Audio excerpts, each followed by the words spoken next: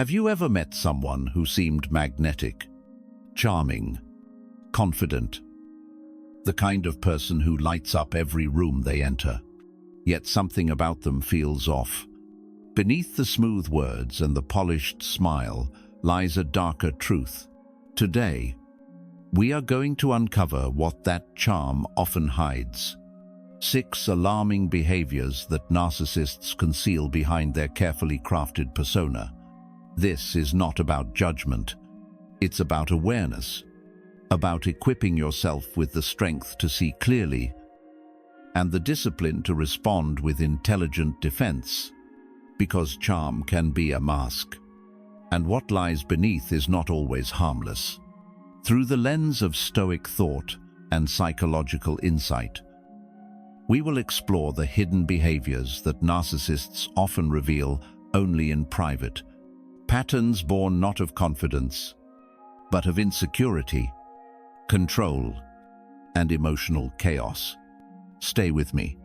What you learn today may change how you see others, and, more importantly, how you protect your peace. 1. Obsessive digital behavior. In today's digital world, the narcissist's solitude has evolved. It no longer means reflection or rest. It means fixation, an unrelenting obsession with their online identity. When they are alone, they retreat into their screens as if entering a sacred temple, one built not of truth, but of illusion. They comb through every post, every comment, every photo, revisiting old interactions with the same urgency one might reserve for life and death decisions. They don't just scroll, they study. They analyze who liked, who didn't, who watched their story but failed to respond. They reread praise from the past as if it were fuel. They replay videos where they were admired, powerful, praised, searching for a feeling they can never seem to hold on to. But this cycle never satisfies. It only deepens the craving. The likes never feel like enough. The followers never seem loyal enough. Every silence becomes a threat. Every unreturned message feels like rejection. And so, they spiral, deeper and deeper, into a virtual world that reflects nothing but their fragile ego and their desperate need to matter. This behavior isn't simply annoying or immature. It's dangerous. It reflects a life lived in pursuit of digital approval instead of inner peace. And as the Stoics taught, a man who chases praise from the crowd will forever be at the mercy of its silence. There is no grounding in this ritual, no discipline, no identity beyond the screen. The narcissist builds a persona flawless, admired, untouchable, but in private, they are anything but. Their obsession with metrics, likes, shares, comments, views is not rooted in joy, but in fear. Fear that if the world stops watching, they will cease to exist. The phone becomes their compass, their source of meaning, and slowly, they lose the ability to connect with reality. They stop showing up for real conversations. They stop hearing truth. They can no longer accept criticism without rage, or silence without panic. Their emotional state rises and falls with algorithms, not with values. And so, they become hollow, present online, but absent in life. Recognizing this addiction is crucial, because a man who cannot detach from the illusion of digital validation is not just distracted, he is lost. And if you are close to someone who lives this way, understand the warning signs. You are not dealing with a confident, charismatic person. You are dealing with someone who is enslaved by attention, who will do anything to keep it. Behind their charm is dependence. Behind the performance is panic. And behind the screen is a person fading from themselves. one scroll at a time. 2. Compulsive self-admiration. When the curtain falls and no one else is around, the narcissist returns to the one place where they feel a fleeting sense of power, the mirror. What appears on the surface to be simple vanity is, in truth, a compulsive ritual, a private performance. They cannot stop. They stare at themselves for extended periods, not just glancing, but examining with a level of obsession that reveals the depth of their insecurity. Every feature, every wrinkle, every angle is inspected, rehearsed, and criticized. They speak to themselves in tones that alternate between worship and condemnation. Phrases like, "You are better than them," or "You must never show weakness," are whispered with intensity. As if trying to brainwash the doubt out of their soul, they may record videos, pose as if in front of an audience, even mimic conversations where they dominate or humiliate others. Then they replay these recordings, not to learn, but to absorb praise that no longer comes from outside. In these moments, the narcissist becomes both the actor and the audience, playing out the fantasy of perfection, of admiration, of dominance. But beneath this ritual lies a deep truth. Without an audience, their identity begins to fracture. The mirror becomes a tool of survival. It is no longer glass, it is armor. It shields them from the silence, from the truth that without constant praise, their carefully constructed image starts to disintegrate. This is not self-care. It is not confidence. It is panic, disguised as poise. Stoic philosophy teaches us that true self-worth is found in silence, in discipline, in a clear conscience. But the narcissist's silence is not peaceful. It is loud with fear, heavy with self-doubt, and crowded with illusions. In private, they fight a battle to maintain the mask they show the world. And that mask must be adjusted, polished, and perfected every single day, not for self-improvement, but to survive the unbearable stillness of being unseen. This is the first warning sign.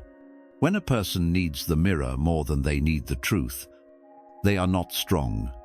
They are slipping. What looks like pride is often a shield for emptiness. And behind the charm, behind the admiration, is a man staring into his own eyes, desperately trying to believe the lie he's created. 3. Internal Conflict-Laden, self-talk. When the narcissist is alone, a second behavior begins to emerge, one that is even more revealing than their obsession with appearance.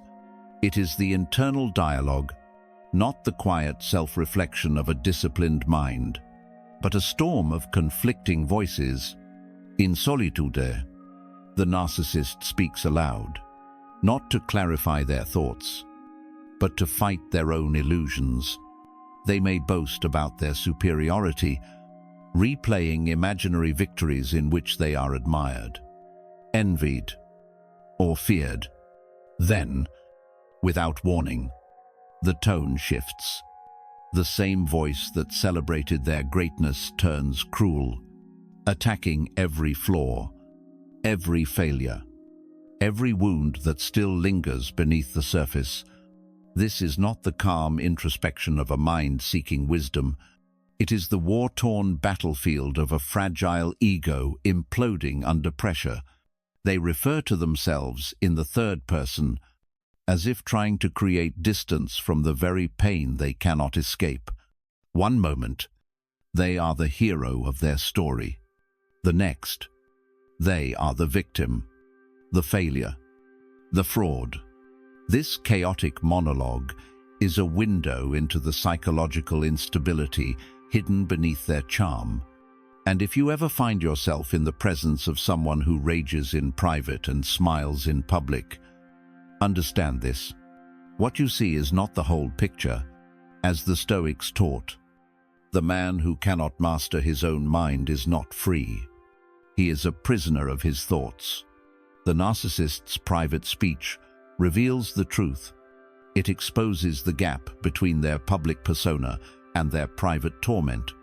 This self-talk, grandiose yet self-loathing, arrogant yet filled with despair, is not simply strange. It is dangerous. Because a person who lives in this kind of internal conflict will always seek to control others as a way to silence the chaos within. And those closest to them will often become the collateral damage. To recognize this pattern is to protect yourself, because a man at war with himself cannot offer peace to anyone else. Behind the confident words lies confusion, behind the charming smile conflict, and in their silence, they are screaming. 4. Self-destructive coping mechanisms. When the charm fades and the room falls silent, another truth about the narcissist begins to surface, one that is rarely seen, but deeply destructive. It is their tendency toward self-destructive behavior in solitude, when no one is watching and the applause has faded. The narcissist is forced to sit with the emptiness they work so hard to hide, and in that emptiness, they often turn to substances or reckless actions as a way to escape. Alcohol, drugs, gambling, dangerous sexual encounters, or even intentional self-harm. These are not isolated mistakes. They are patterns. They are attempts to numb a pain they cannot explain, a hollowness they refuse to confront. Outwardly, they may seem composed, successful, admired, but behind closed doors, their need for control collapses into chaos. These behaviors are not about pleasure, they are about forgetting the lies they've told, forgetting the weight of their own image, forgetting how much they hate the silence. And the more they spiral into these habits, the more they lose themselves. A man cannot build strength while destroying himself in secret. The Stoics understood this. True resilience begins with mastery over your own impulses, not indulgence in your own ruin. The narcissist, however, sees their pain as unique, untouchable, misunderstood, and so they hide it. They suppress it, and when it grows too loud to bear, they escape it the only way they know how, by harming themselves under the illusion that no one will ever see. But the damage is real, and it spreads. It affects their relationships, their decisions, their ability to function without the mask. If you find yourself close to someone who is charming in public, but quietly unraveling in private, you must pay attention. Their self-destruction may not be your responsibility, but it can quickly become your burden if you do not establish boundaries. Addiction, recklessness, and emotional instability are not signs of freedom. They are signs of collapse. And collapse, when denied, becomes dangerous. Behind the narcissist's polished surface is often a person at war with their own pain, trying to drown it before anyone notices it exists. But pain ignored does not disappear. It grows, and eventually, it breaks through in ways no charm can contain. Recognize the signs. Protect your peace. And remember, no amount of charisma can compensate for a person who refuses to heal. 5. Ritualistic self-aggrandisement. The sixth behavior, and perhaps the most telling of all, is the narcissist's ritual of secret self-aggrandisement. This is the hidden ceremony that takes place when the world is no longer watching, when the applause has stopped and the room is quiet. In these private moments, the narcissist retreats into a fantasy where they are untouchable, brilliant, victorious. They speak to themselves with inflated praise, visualizing scenes where they are worshipped, envied, and feared.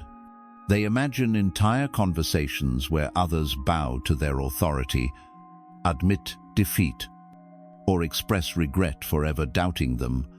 They might walk around their home as if they are on a stage, adjusting their appearance, posturing in front of mirrors, rehearsing speeches for an audience that doesn't exist.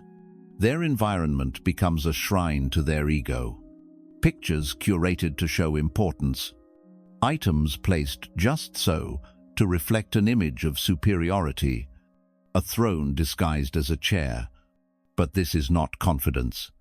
This is survival through illusion. These rituals are not occasional indulgences. They are a necessity. Without them, the narcissist feels exposed, brittle, and invisible. So they perform not for others, but for themselves, desperate to believe in the myth they've created. And the more fragile their real-world identity becomes, the more elaborate the performance grows. To those grounded in Stoic wisdom, this behavior is not strength, it is the opposite. True strength requires nothing from the outside. It is built quietly, rooted in self-honesty, discipline, and calm endurance. It is silent when others are loud, still when others perform. But the narcissist cannot endure silence. In silence, their self-doubt begins to rise. Their failures echo. Their loneliness becomes visible, so they drown it out with fantasy, layer upon layer of delusion meant to protect them from the truth. A man rehearsing imaginary praise is not a man at peace. He is a man in hiding, hiding from the reality that his self-worth is not grounded, not earned, not real. And in time, these rituals become a prison, because they must be repeated every day, with more intensity, with more detail, just to maintain the illusion that they are special, chosen, superior. If you ever witness signs of this grandiosity spoken in solitude, self-praise that seems rehearsed, environments designed to reflect power more than comfort, do not mistake it for confidence. See it for what it is: a desperate attempt to hold together an identity built on admiration rather than authenticity. And the longer this goes on, the more disconnected they become from truth, from others, from themselves. The Stoics teach that a man must become immune to praise and blame alike. That identity is shaped by action, not perception. But the narcissist shapes their life around perception alone. They do not seek to grow. They seek to be seen, and that need, unrelenting, unquenchable, is what ultimately consumes them. Behind the ritual is a soul in exile, a person who has lost the ability to sit still, to face the mirror without speaking, to simply be without pretending. And until they can let go of the illusion, they will never touch the freedom that comes from quiet self-mastery. Vengeful fantasy planning. One of the most disturbing behaviors that narcissists often hide behind their charm is the secret indulgence in fantasies of revenge. When alone, and no longer performing for admiration, the narcissist allows the mask to slip, and what emerges is a dark and vengeful imagination. They replay past conversations where they were criticized, moments where someone dared to challenge them, or memories where their authority was questioned. But they don't simply remember. They rewrite these events in their minds, turning every perceived slight into a justification for retribution. In silence, they imagine scenarios where they come out on top, where those who doubted them are humiliated, exposed, or destroyed.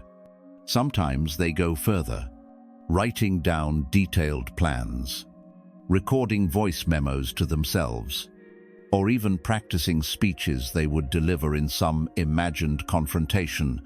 These fantasies are vivid, theatrical, and disturbingly satisfying to them, but they also reveal the depth of their resentment. A narcissist does not forget, and more importantly, they do not forgive. Every insult, real or imagined, becomes ammunition for a mental war they carry with them. And what makes this behavior so dangerous is not just the fantasy itself, but how long they feed it. Over time, the desire for revenge becomes more than a thought.